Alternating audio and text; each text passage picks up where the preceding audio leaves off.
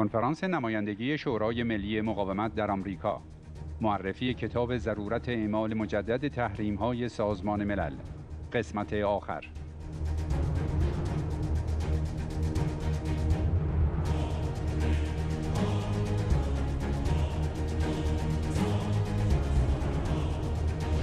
شرکت کنندگان جوزف ديتراني، رئیس سابق مرکز منع تسليحات اتمی و مشاور ویژه رئیس آژانس‌های اطلاعاتی آمریکا، فرستاده ویژه آمریکا در جریان مذاکرات شش‌جانبه آمریکا با کره شمالی.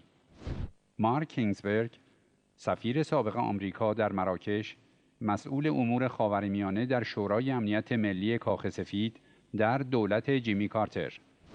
مایکل پرجنت، محقق عالی رتبه در انستیتو هاتسون، محقق در انستیتو مطالعات ملی استراتژیک در دانشگاه دفاع ملی و علیرضا جعفرزاده، معاون نمایندگی شورا در آمریکا.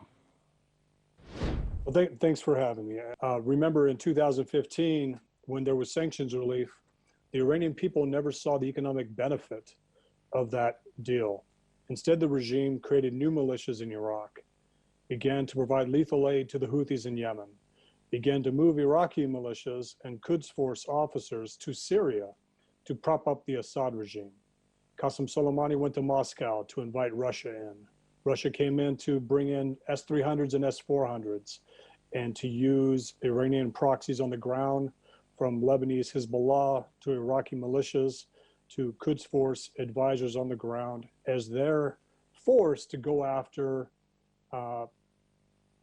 the regime's opposition, meaning the Assad regime's opposition, not to go after ISIS, but to go after Syrians that were opposed to Assad, killing Syrians with barrel bombs.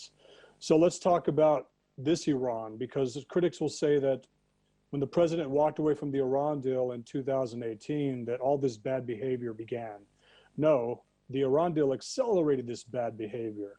The Iran deal basically reactivated everything Qasem Soleimani had put in place to fund proxies, to get arms to proxies across the region, all the way to Yemen and beyond. And I would argue, and I've testified in front of Congress, that there would still be an Iran deal today if Iran didn't use the economic windfall of sanctions relief to support ballistic missiles, to support regional terrorism, to provide lethal aid to its proxy groups, and to further destabilize Iraq, Syria, and Yemen. So that's where we are today.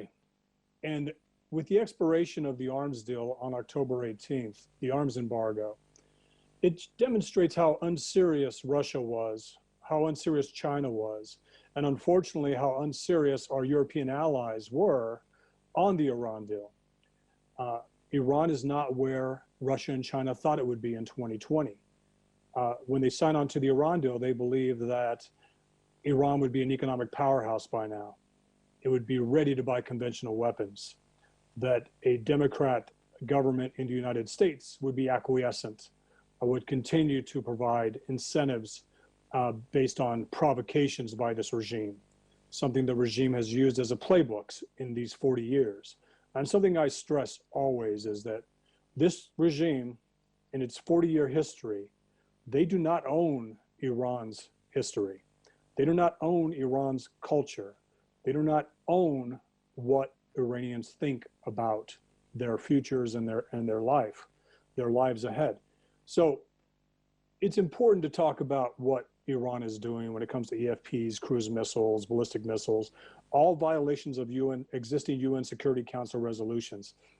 But it's also important to call out our allies and our geopolitical foes for supporting a regime that wants to continue to destabilize the region.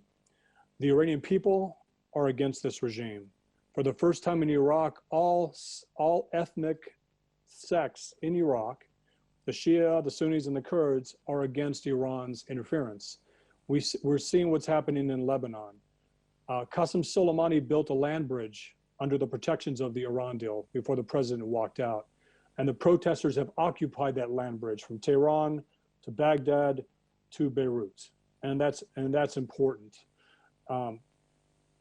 Snapback sanctions are a tool to test the resolve of our allies. If they don't go along, the United States still has a whole host of things it can do unilaterally. The United States has not even done maximum pressure yet. There's so much more we can do. So I look forward to the next, September 19th is when these snapback sanctions are supposed to go into effect. So I look forward to the dialogue. And I assure you that if President Trump doesn't win re-election, that there is no appetite in DC for a Biden administration to simply walk back into the Iran deal without serious concessions. Thank you. Thank you. And even today, as I look at the foreign policy dilemma that the United States faces in dealing with Iran, I'm struck by certain headlines that always leap out to me. Not only, of course, its 40-year record of terrorism, its 40-year record of subjugating and repressing its own public. But we tend to forget how many tens of thousands of innocent Iranians have been murdered by this regime in order to maintain its power. How much money has gone into the coffers of its leadership, the kleptocracy of the theological revolutionary dictatorship that this regime represents, and how ill-advised we are at times about whether we want to pursue regime change, whether or not an Iran nuclear deal is going to result in a change of attitude by the regime. And I'm struck at this point in time by the reality of what has taken place ever since President Trump decided to withdraw from the Iran nuclear agreement. I go back to the revelations of the intelligence that has been provided the International Atomic Energy Agency and all of the Western governments, that Iran was already violating the JCPOA before the ink was even dry on the Iran nuclear deal. It had established a separate secret factory to develop centrifuges, which, as many of you may know, is essential for the enrichment of uranium. And as it has once it entered into this JCPOA, it did so because it had what it thought was a government in the United States and in Europe, governments in Europe, that would provide it the financial sanctions relief it needed in order to pursue its military objectives. Look, let's make no mistake about what this regime is really standing for. It is not by accident that its leadership has created the concept of this so-called Shiite crescent to stretch from Tehran all the way across to Lebanon. And I'll get more into that in a second. But since the President Trump's decision to withdraw from the agreement, think about the fact that in retaliation, again, I'm using the word in retaliation, Iran violated the agreement further by lifting the limits on heavy water stockpiles and by removing the cap on enriched uranium. Now, some argue that this was a spiteful reaction to Mr. Trump's unilateral withdrawal, but I suggest that the facts speak otherwise. The other thing that strikes me about where we are with Iran is how much the regime is still intending to try to force the world to bend to its will. And as my colleagues referenced, when you look at its involvement in Yemen, supporting the Houthi rebels, its determination to bend the Iraqi government to its knees, its support for the cutthroat Syrian regime of Bashar al-Assad. Well, and all we have to do is look at the future of Lebanon and what Iran has done there. You know, it doesn't have to be this way. Iran could have risen from the revolution as a responsible member of the international order, but it really chose the other road. And here we are 40 years later, Western democracies debating among themselves whether or not we should re-enter the JCPOA, whether we should not. I want to remind our audience, the Iran nuclear deal was meant to buy time. And yet, as we have seen, that bet has not paid off. And it hasn't paid off.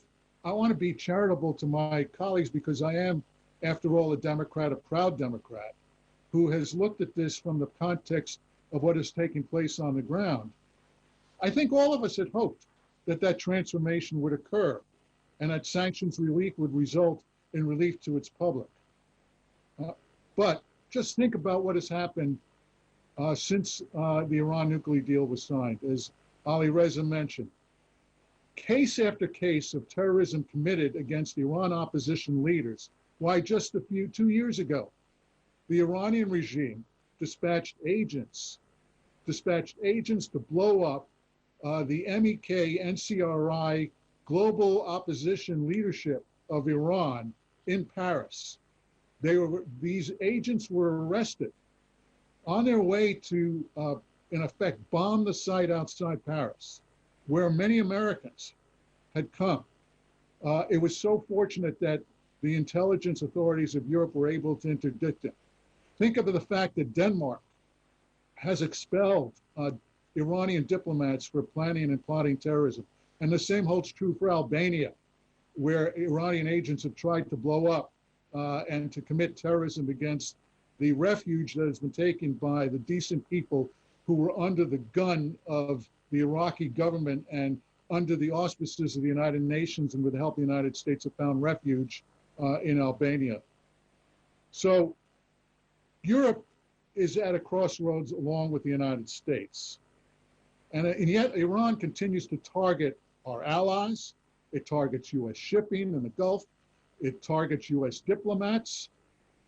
It wanted to commit murder in the United States here against the Saudi ambassador, as everyone knows. And just a year ago, the United States arrested Iranian agents that were targeting for wanting to commit God knows what against the innocent people who here are just merely supporting democracy in Iran.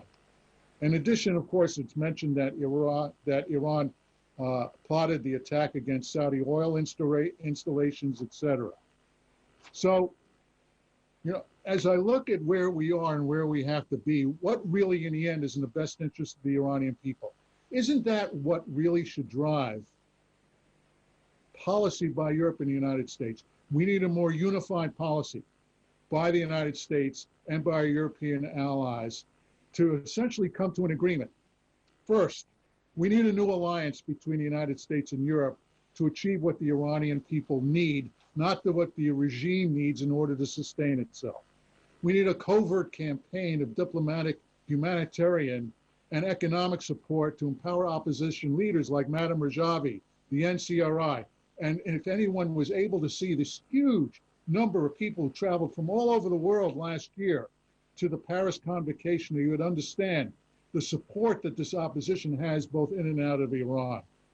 And let me close by saying that cutting off Iran's financial access to Western transactional centers is important, targeting their terrorism financing, as well as finally, let's agree that the objective of our policy is not to provide another window for Iran to continue its nuclear development, not to give it another 10 years or 5 years to extend the existing agreement, but to keep our eye on the fact that what we need to do is to finally end the global nightmare that this Iran government represents for ourselves, for our adversaries, and for a better world.